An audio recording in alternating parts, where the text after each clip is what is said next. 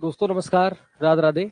और आज के सेशन में हम सिटिंग अरेंजमेंट पार्ट थर्ड करने वाले हैं, क्योंकि प्रीवियस क्लासेस में हमने बेसिक कंसेप्ट समझा और प्रीवियस क्लास में हमने इनसाइड आउटसाइड का थॉट समझा।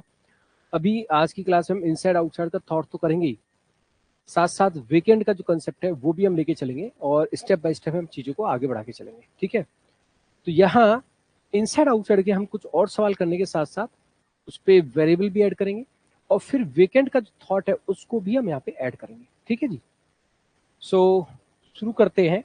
जैसे कि हम इनसाइड आउटसाइड समझ रहे थे, तो दो चीजें थी, है ना, वो आगे जाके कॉन्सेंट्रिक में भी हेल्प करेगा। मैं आपको फिर वीकेंड का भी इसमें एक थॉट बताऊंगा, है ना, और ये चीज आपको प्रीलिम्स में फिर आगे मेंस में सारी चीजों में हेल्प करने वाला है। अच्छा, इसमें हमने एक चीज समझी, जैसे अगर फेसिंग इनसाइड है तो जो राइट है वो क्या हो जाता है, एंटी क्लॉकवाइज, और जो लेफ्ट है वो क्या हो जाता है, क्लॉकवाइज। यही होता है।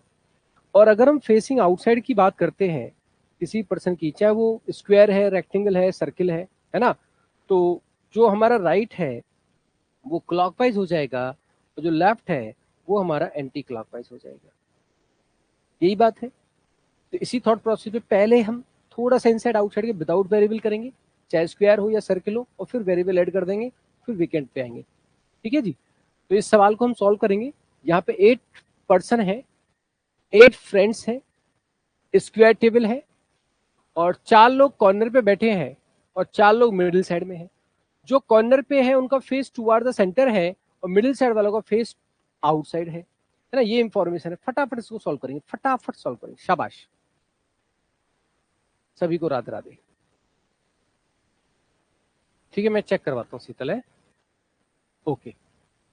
वैसे उसकी जरूरत नहीं है डाउनलोड की, बट फिर भी I will check. Okay, I will check with teammates, है ना, मैं करवाता हूँ। तो देखो दोस्तों, यहां पे हम कैसे करेंगे इसको। एक स्क्वायर टेबल है, राइट, 4 कॉर्नर पे है और 4 किस पे, मिडिल साइड पे है। उसने बोला कि कॉर्नर वाले जो है उनका फेस टुवर्ड द सेंटर है और मिडिल साइड वालों का फेस क्या है, आउटसाइड है। यही बात है। सबसे पहले हम क्या करते हैं, डायरेक्टली इनडायरेक्टली जिसका फेस गिवन हो सबसे पहले उसको फिगर आउट करते हैं और उसके रेस्पेक्ट पे चीजों को कनेक्ट करते हैं, राइट। अच्छा, जैसे हमने यहाँ पे पढ़ना स्टार्ट किया, J second to right of P, Q third, N. अच्छा ये देखो, एल और एन क्या है, sit opposite to each other है, तो फेसिंग तो कुछ भी हो सकता है, अपोजिट बैठना एक अलग बात है, मैंने आपको प्रीवियस क्लास में बताया था, है ना जी। ओ का जो फेस है वो आउटसाइड नहीं है, तो ओ का फेस इनसाइड है, ओ हमारे किसी कॉर्नर पे बैठेगा, ओ का फेस क्या इनसाइड है। ओ के रेस्पेक्ट में कोई कंडीशन नहीं है, तो हम ओ से स्टार्ट कैसे करें अगर उसके रेस्पेक्ट में कंडीशन नहीं है। तो यहाँ पे क्या कर सकते हैं हम लोग, पी की राइट में जे सेकंड है, one sit opposite to J sit immediate laptop के, एल और एन अपोजिट है। तो एक काम करते हैं, पी से स्टार्ट करें, पॉसिबिलिटी से स्टार्ट करते हैं, या तो कॉर्नर पे होगा या मिडिल साइड में होगा, तो ही बात हो सकती है। अब जैसे हमने पी से स्टार्ट किया फॉर एग्जाम्पल, और पी को मैं सपोज करो कॉर्नर पे लिया, ठीक है जी। पी के राइट में जे सेकंड है तो जे यहां पे आ जाएगा। अच्छा, पॉसिबिलिटी से स्टार्ट हुआ है, तो वन सिट अपोजिट टू जे, जो जे के अपोजिट बैठा है ये वाला, सिट इमीडिएट लैपटॉप के, ये के लेफ्ट में है तो के यहाँ पे होगा तभी उसके लेफ्ट में आएगा, तो यहाँ पे के आ जाएगा। ठीक है, Q third to right of I, I की राइट में क्यू थर्ड है, एल और N opposite to each other है, एल और एन अपोजिट होंगे तो कैसे होंगे, यहाँ तो हो नहीं सकते, यहाँ हो नहीं सकते, यहाँ हो नहीं सकते, यहाँ पे हो सकते हैं एल और एन। अब एल और एन आपके यहाँ पे बनेंगे अपोजिट, तो मैं इस तरह से यहाँ पे ऐसे इनका पॉसिबल प्लेस बना देता हूँ। ओके, ठीक है। कहता है not more than 1% sit between L and Q when counted to the left of Q. अगर हम क्यू के लेफ्ट में काउंट करें तो क्यू और एल के बीच में एक से ज्यादा नहीं होने चाहिए, एक से कम हो सकता है, एक हो सकता है, जीरो हो सकता है। क्यू के लेफ्ट में जब काउंट आप करोगे और क्यू के लेफ्ट में काउंट करने पर क्यू और एल के बीच में एक से ज्यादा नहीं होनी चाहिए। तो क्यू के लेफ्ट में जब काउंट करोगे, अगर मैं क्यू को यहां रखता हूं तो क्यू का लेफ्ट इधर जाएगा, ज्यादा हो जाएगा। क्यू को यहां रखता हूं तो क्यू एल यहां पे आ जाएगा, हो सकता है। क्यू को यहां रखता हूं तो क्यू का लेफ्ट इधर आ जाएगा, एल यहाँ पे हो जाएगा, हो सकता है। तो क्यू हमारा यहाँ भी आ सकता है, यहाँ भी आ सकता है। अच्छा जी, लेकिन जहां भी क्यू आएगा, क्यू राइट में होना चाहिए, थर्ड टू राइट ऑफ आई। अगर क्यू यहाँ पे करोगे तो आई के राइट में थर्ड आना चाहिए, तो फिर आई यहाँ पे होगा तो 1 2 3 तभी आएगा, नहीं हो सकता। क्यू यहाँ पे आएगा तो आई के राइट में थर्ड होना चाहिए, तो आई यहाँ पे आ सकता है, 1 2 3, बिल्कुल हो सकता है। तो एक काम हो सकता है कि अगर मैं क्यू को यहाँ रखूं तो यहाँ पे आई आ सकता है, आई के राइट में 1 2 3 क्यू हो सकता है, क्यू के लेफ्ट में यहाँ पे एल आ सकता है, यहाँ पे एल आ सकता है, और यहाँ से एन हटाकर यहाँ पे एन आ सकता है, और ओ आपका यहाँ पे आ सकता है। पहली बार में अगर आपका कोई केस बन गया तो आप क्या करेंगे, निकल जाएंगे। और आपका जो मैंने कहा था एक एक्सपीरियंस वाला थॉट, कि हम देखो ऐसा नहीं है कि वो कोई रूल है, अगर हम स्टार्ट कर रहे हैं तो इनसाइड वाला केस हम पहले चेक करते हैं जब हम सिंगल पॉसिबिलिटी में स्टार्ट करते हैं। सभी को राम राम जी। ठीक है, अब मैं ये नहीं कह रहा कि इनसाइड वाला हमेशा सही होगा, आउटसाइड वाला भी सही हो सकता है, बट अगर आपको अनुभव वाली बात को लेके चलना पड़े तो उसको लेके चलना चाहिए। फॉर एग्जाम्पल, सपोज करो मैं ऐसा करता,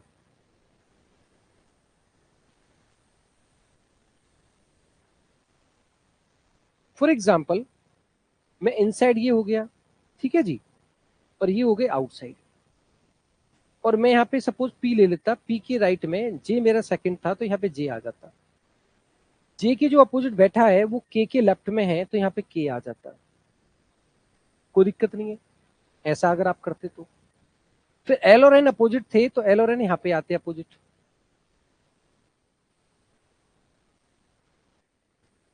ठीक है जी, अब क्यू के लेफ्ट में, क्यू अगर यहाँ रखोगे तो क्यू के लेफ्ट में आपका क्यू और एल के बीच में जीरो हो सकता है, क्यू यहाँ पे आएगा तो आई के राइट में थर्ड आना चाहिए।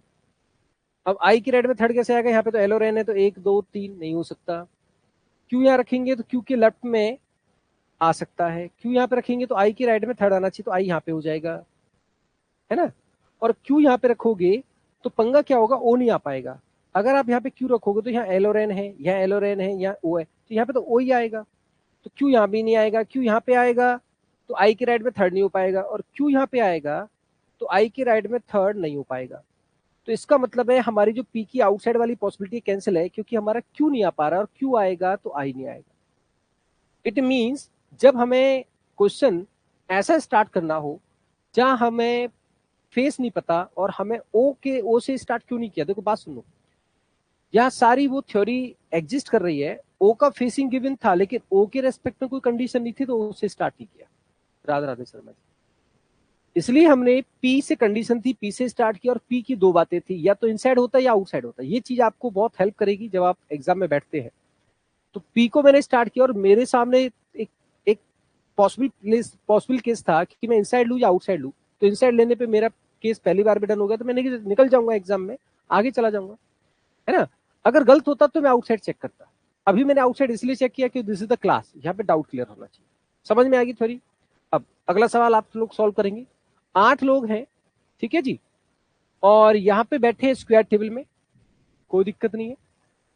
यहाँ पे क्या कहता है, मिडिल साइड में कॉर्नर पे है, जो बैठा है मिडिल साइड में उसका facing away from the centre है, और जो बैठा है कॉर्नर पे उसका फेसिंग सेंटर है। यहां से क्वेश्चन स्टार्ट हुआ है, तो फटाफट इसको सॉल्व करेंगे फिर आगे चलेंगे।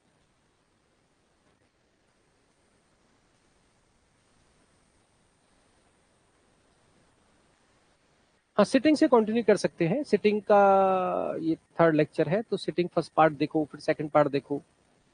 You can cover from sitting also. Sitting is a different segment, right. Sitting is a different segment, Suman, no problem. Puzzle हम बाद में देख सकते हैं। अगर आप सिटिंग से स्टार्ट कर रहे हैं तो फर्स्ट पार्ट से स्टार्ट करो, फर्स्ट सेकंड थर्ड ऐसे करके।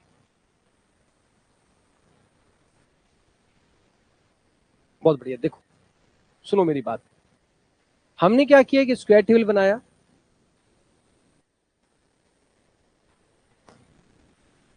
चार को कॉर्नर पे रखा और मिडिल साइड में रखा। उसने क्या बोला, जो कॉर्नर पे है फेसिंग, जो मिडिल साइड में facing away from the centre,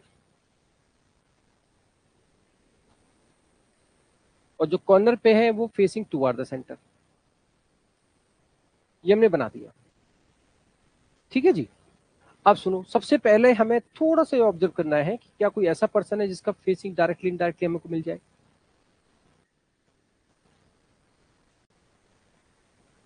ये सवाल तो प्रीलिम्स का है ना। यही कंसेप्ट आपको आगे मेंस में हेल्प करेंगे।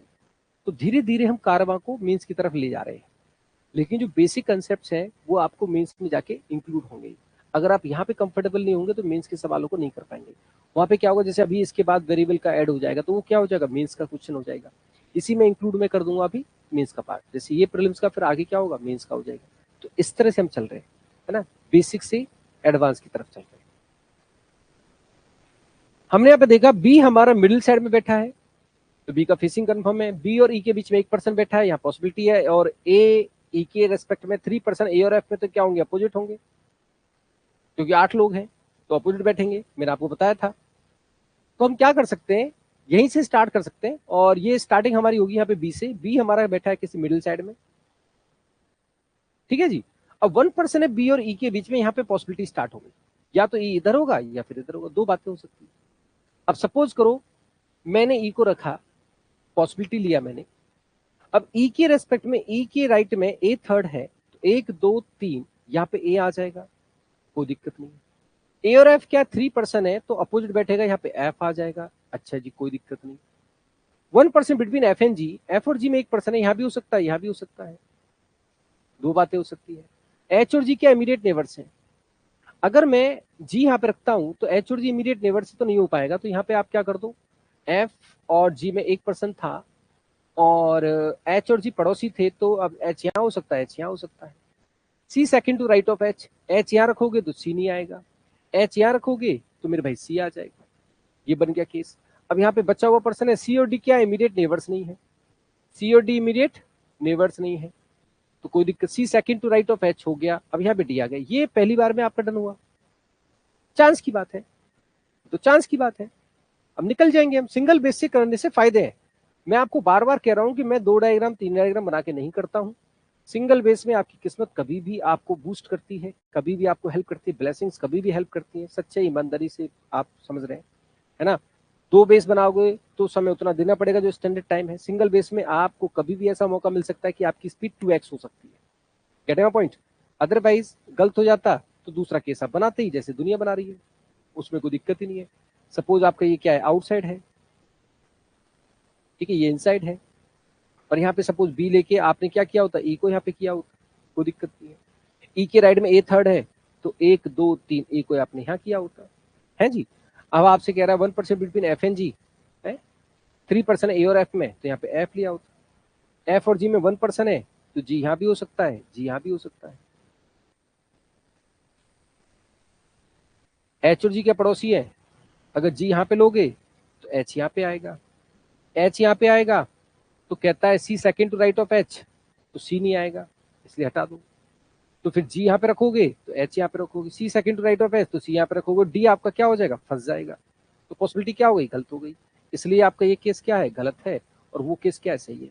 ये वाला केस आपका सही हो गया। सिंगल बेस में हमेशा हमें हेल्प मिलती है, समझ में आ रही बात। अब आप एक सवाल और जिसमें हमें अगेन डिसीजन लेना होगा कि ऐसे पर्सन से स्टार्ट करना जिसका फेसिंग पहले से नहीं पता, और फेसिंग पहले से नहीं पता, जिसका फेसिंग पता है उससे कंडीशन नहीं है, तो ऐसे से स्टार्ट करेंगे जिससे कंडीशन है। अब जिससे कंडीशन है वहां डिसीजन वाली बात, ऑफकोर्स यहाँ पे अनुभव वाली बात को आप डालिए, इनपुट डालिए, अनुभव का, एक्सपीरियंस का इनपुट डालिए, तभी तो आपको सीखने को मिलेगा, तभी तो आपकी स्पीड बढ़ेगी। तो इसमें वो अनुभव आप डालिए जो आप मेरे साथ सीख रहे हैं। Please do it now.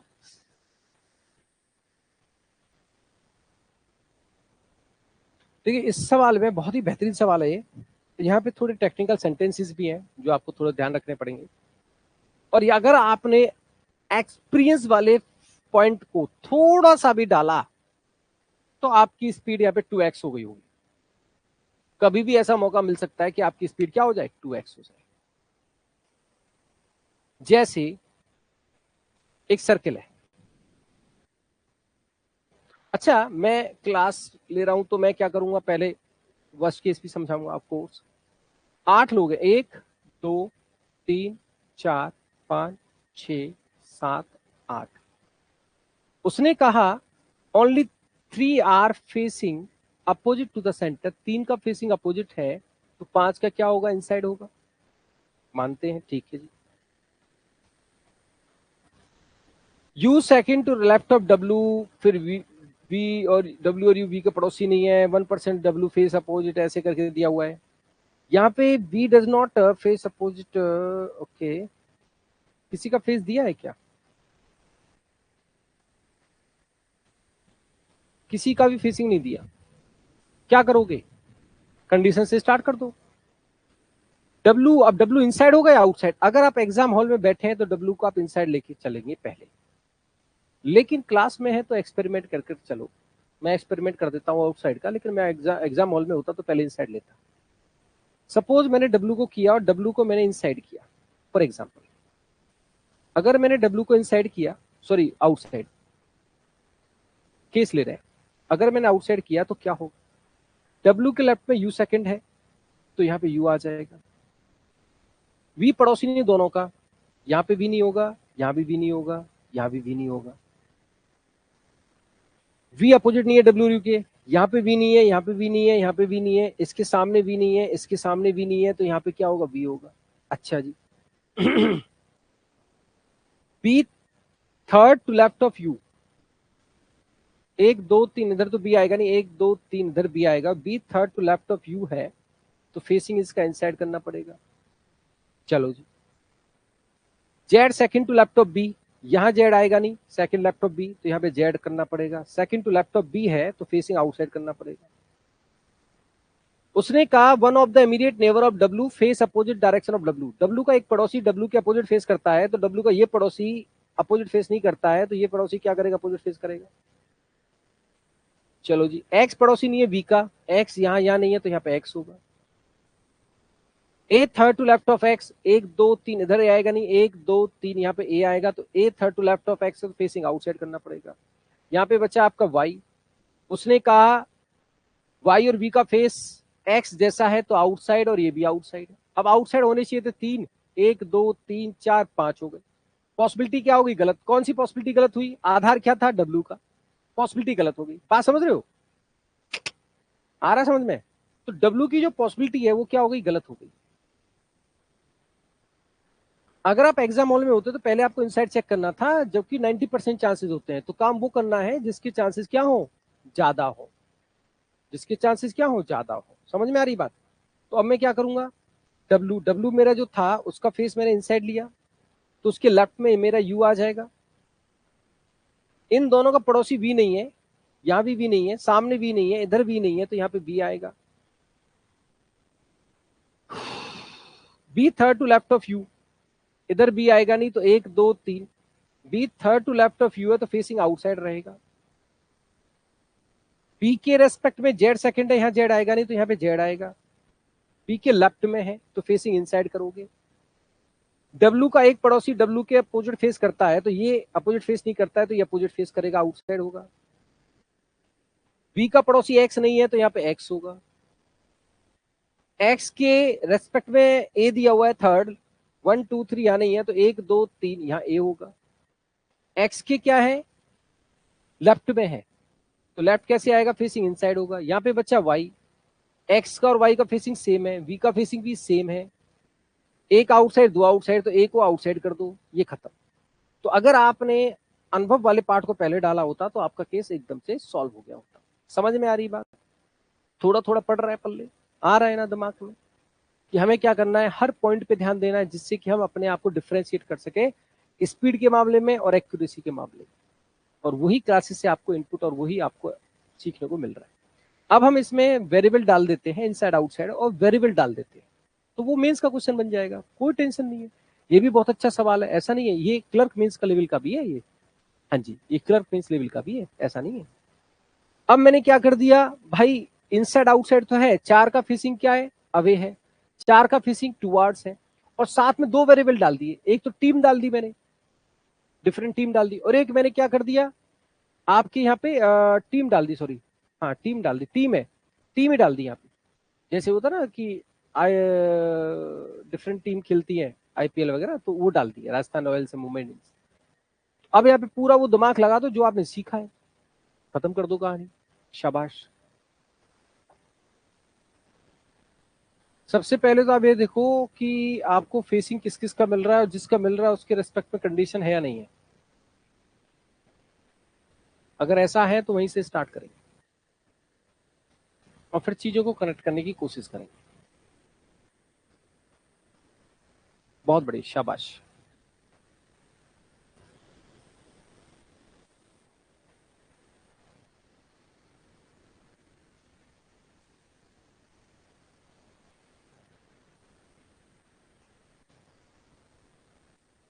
Sitting arrangement में थोड़े एफर्ट्स लगते हैं, लेकिन धीरे धीरे आप एफर्ट्स लगाओगे ना तो अपने आप को पहले से बेहतर पाओगे। हम ये नहीं कह रहे कि एकदम से खिलाड़ी बन जाओगे, थोड़े लिटिल लिटिल एफर्ट्स लगेंगे। देखिए, एक सर्किल है और सर्किल में 8 लोग हैं।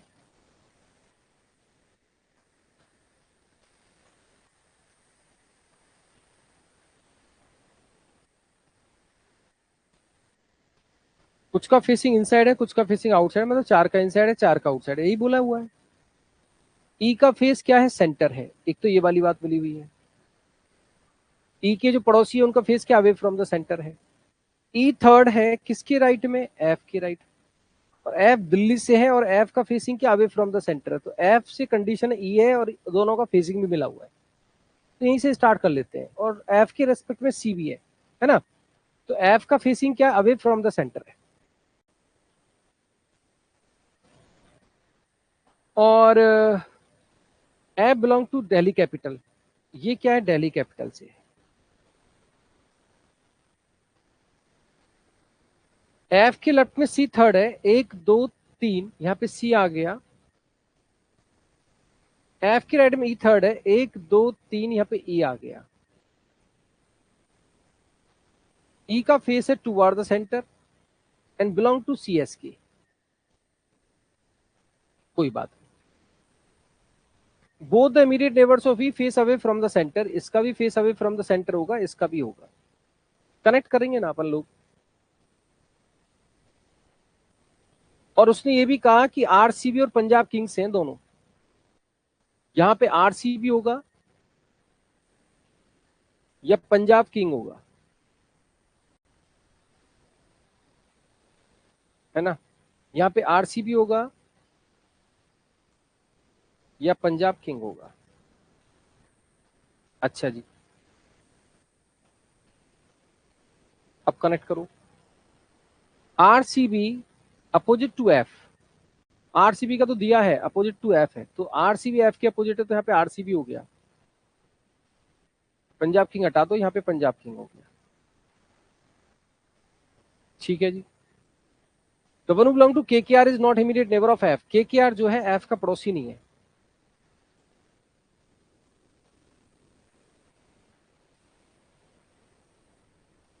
And face away from the centre. उसका फेस क्या? अवे फ्रॉम द सेंटर है। चलो देख लेंगे। A second to left of सी।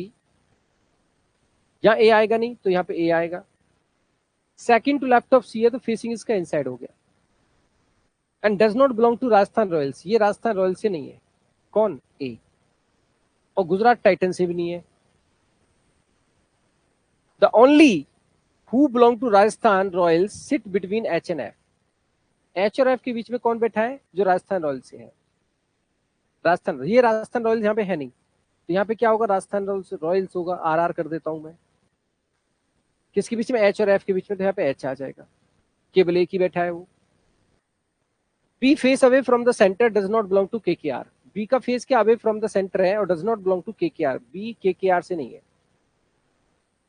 अच्छा, केकेआर का क्या दिया था? Face away from the centre दिया था।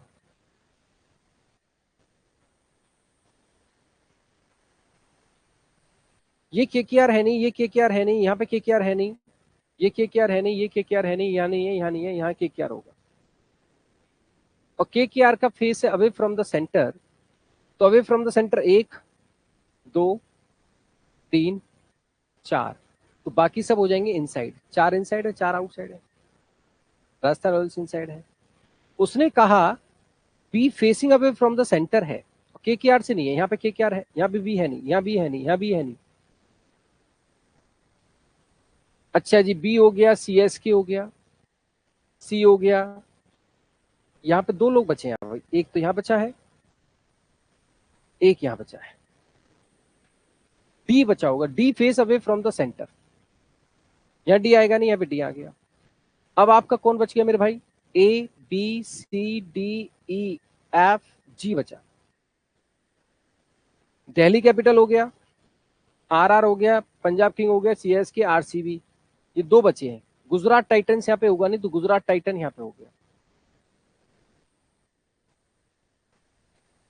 और यहाँ पे बचा आपका मुंबई इंडियंस, मुंबई इंडियंस यहाँ पे हो गया। ये आपका सॉल्यूशन होता चला गया क्योंकि आपने कनेक्टिविटी ऐसी बनाई। तो कई सवाल होते हैं कनेक्टिविटी पे बेस्ड होते हैं, कई सवाल होते हैं जहाँ पे पॉसिबिलिटी का बेस होता है। ठीक है जी, अब थोड़ा आगे चलते हैं और मैं आपको छोटा सा कंसेप्ट यहाँ पे बता रहा हूँ। जैसे कि हम फ्लोर वगैरह में भी हम वीकेंड का कंसेप्ट करते हैं, यहाँ पे वीकेंड का कंसेप्ट होता है। वीकेंड का कंसेप्ट क्या है, बात सुनना। जैसे फॉर एग्जांपल मैंने कहा कि भाई 8 सीट है और 7 क्या है, पर्सन है। सीट 8 है, पर्सन 7 है। ठीक है जी, अब आपको अरेंज करना है सपोज सर्किल में या स्क्वायर में या सर्किल में। फॉर एग्जांपल 1 2 3 4 5 6 7 8, यहाँ पे ए बैठा है और मैंने कहा, अगर मैंने कहा there are 2 seats between A and B, तो बात अलग है। 2 सीट है ए और बी में, तो वो विकेट हो भी सकते, नहीं भी हो सकती है। तो 2 सीट इधर छोड़कर भी हो सकता है और इधर छोड़कर भी हो सकता है ना। अगर मैं ये बोलता there is 1 person between A and F, इसका मतलब क्या है, हो सकता है 1 सीट हो और 1 पर्सन हो, और हो सकता है 2 सीट हो और पर्सन 1 हो।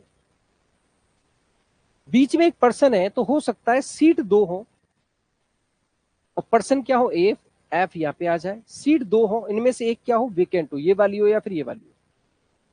बीच में 3, मैंने कहा बीच में 1 पर्सन है तो सीट 2 हो सकती है और 1 पर्सन हो सकता है। बीच में 2 सीट है तो उस पर पर्सन हो भी सकते, नहीं भी हो सकते। जैसे आप सिनेमा हॉल में जाते हैं और मैंने कहा राम और श्याम के बीच में 4 सीट है, अब राम और श्याम के बीच में 4 सीट है तो उसमें पर्सन हो भी सकते हैं, नहीं भी हो सकते, एक बात।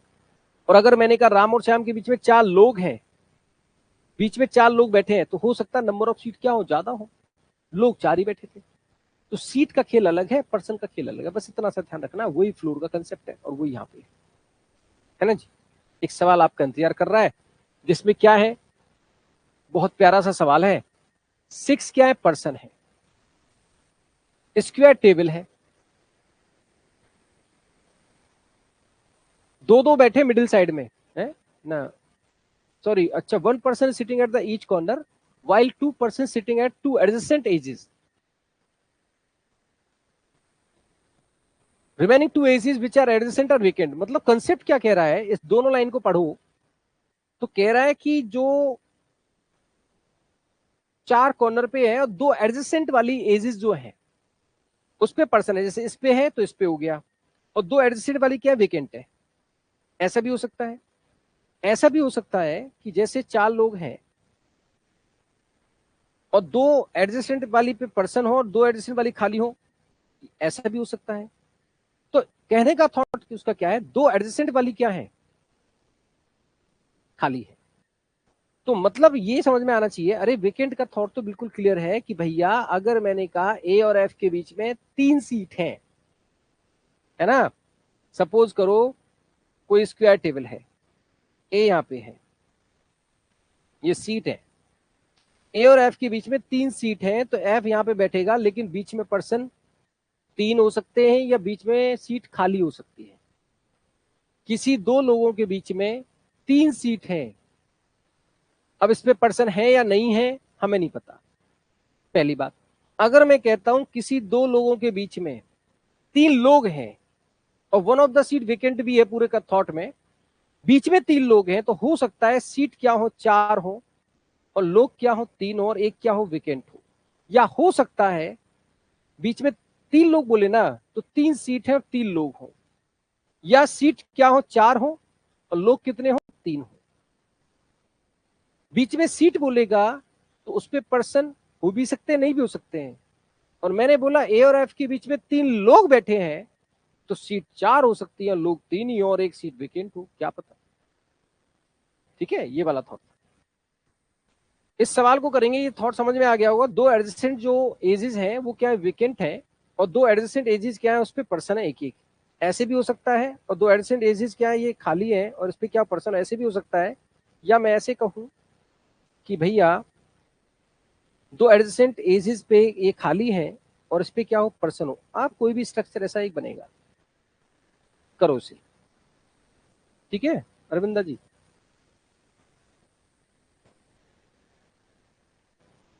देखो अगर ये थॉट प्रोसेस समझ में आ गया तो फटाक से हो जाएगा। कैसे? एक स्क्वायर टेबल है, 4 कॉर्नर पे है और 2 एडजेसेंट खाली है। सपोज करो ये 2 एडजेसेंट खाली है, सपोज ये खाली है। अब उसने कहा be sitting at the corner,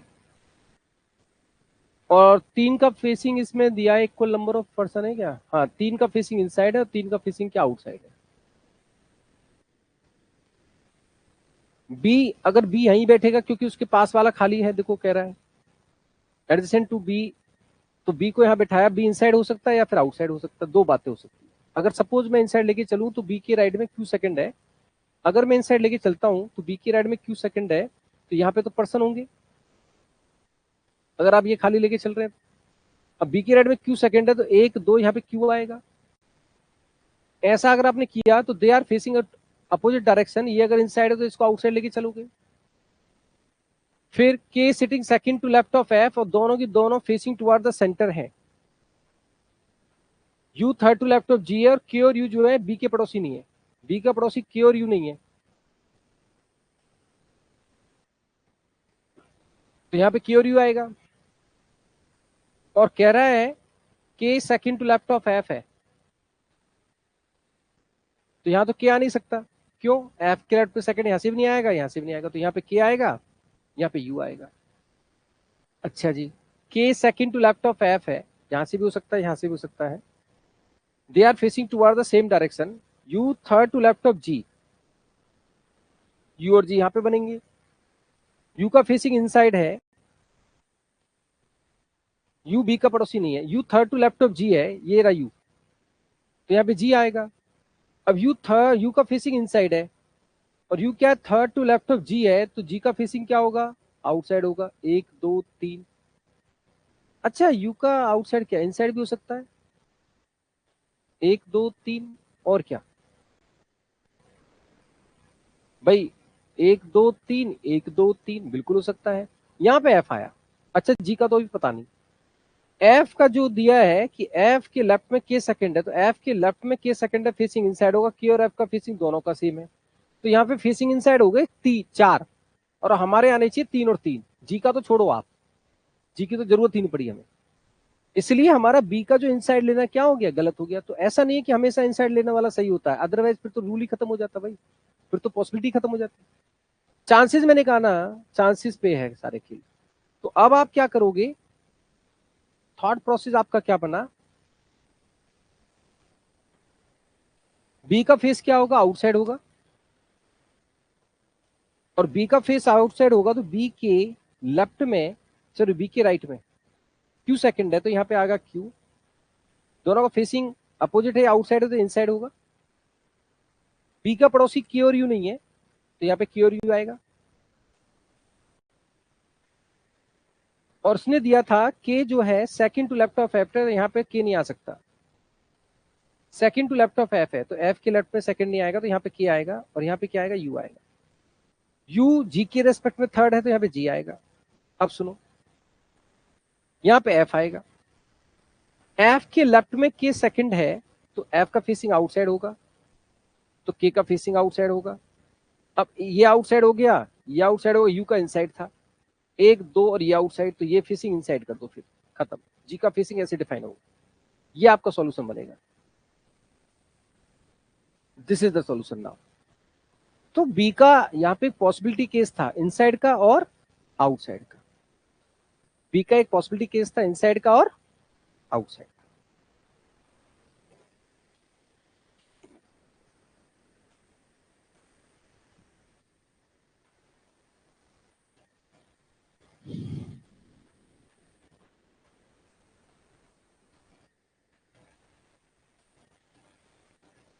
ठीक है जी, क्लियर है एकदम।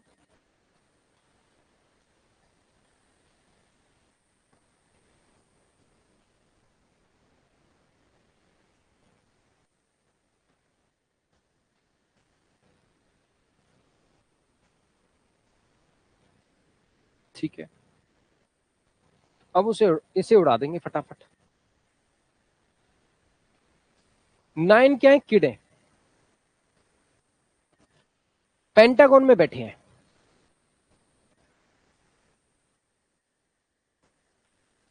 ठीक है, पेंटागन,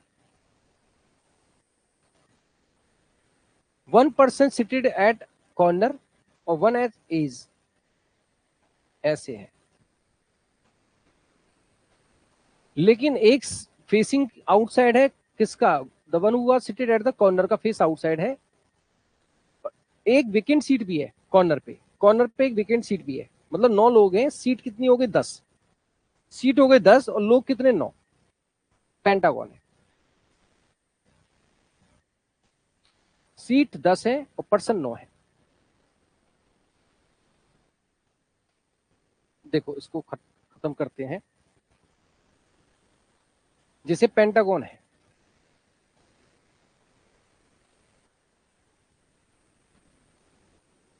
सीट क्या है 10, पर्सन कितना है 9, जो बैठा है कॉर्नर पे उसका फेसिंग आउटसाइड है, और जो बैठा है मिडिल साइड में उसका फेसिंग इनसाइड है। शुरू कहां से होगा,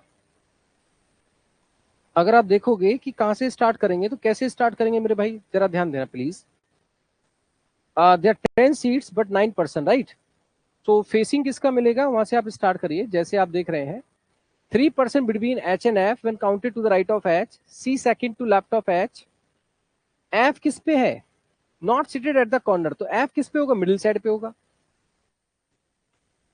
अब सुनो, एफ और एच के बीच में 3 पर्सन है, सीट 4 हो सकती है, ठीक है ना, सीट 4 हो सकती है, और एच के राइट में, तो हो सकता है एच यहाँ पे हो, 1 2 3 4 सीट हो, पर्सन 3 बैठे, या एच यहाँ पे हो और हो सकता है 3 सीट हो और 3 ही पर्सन हो, तो एच की पॉसिबिलिटी 2 बनेंगी यहाँ पे।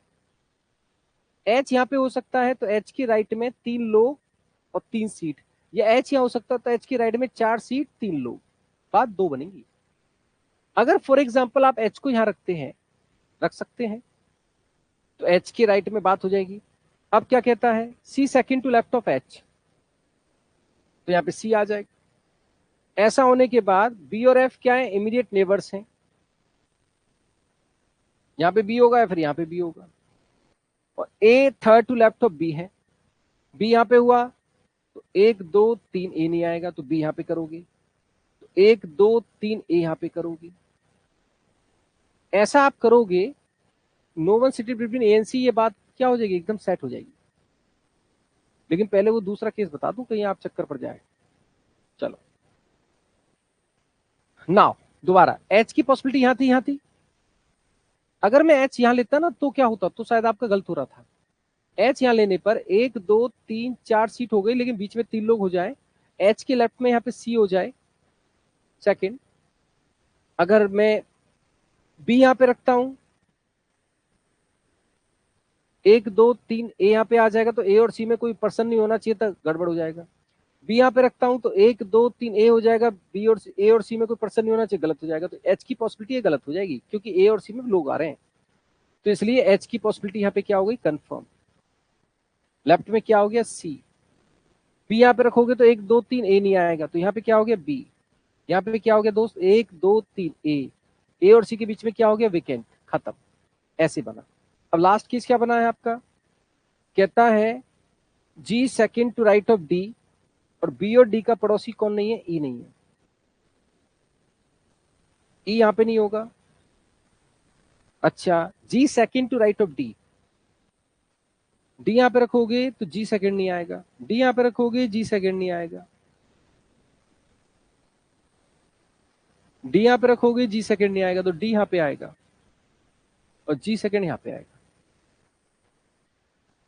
बी और डी का पड़ोसी कौन नहीं, ई नहीं है, ई यहां पे नहीं होगा तो ई यहां पे होगा, और यहाँ पे क्या आएगा मेरे भाई, आई आएगा। This is the solution of this question. ये वीकेंड का थॉट था, समझ में आएगी बात। तो आगे फिर मिलेंगे फर्दर क्लासेस में। आई होप सो आपकी चीजें समझ में आई होंगी। Thank you for the time. जय हिंद।